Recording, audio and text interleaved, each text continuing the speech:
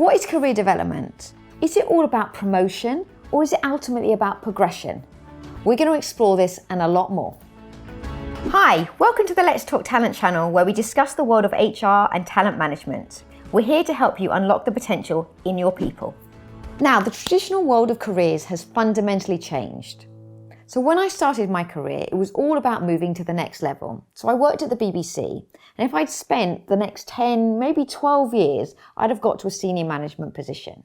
And that would have been great, but I've done 10 or 12 years in the same organisation, and I've just moved up year on year on year. And ultimately, that may be rewarding for some people, but that has fundamentally changed in the 30 years that I've been working. Now, some of you may have read a seminal book by Helen, Tupper and Ellis called Squiggly Careers. And I really buy into this because it is all about that horizontal, that lateral movement, that progression that we think about in career development. But when we naturally think in organisations, we think about promotion, we think about vertical. And I want you to think about it in much more of a squiggly, horizontal, non-linear sense, because it leaves you open to possibilities. And what better when you're thinking about your career is the possibilities of where you could go.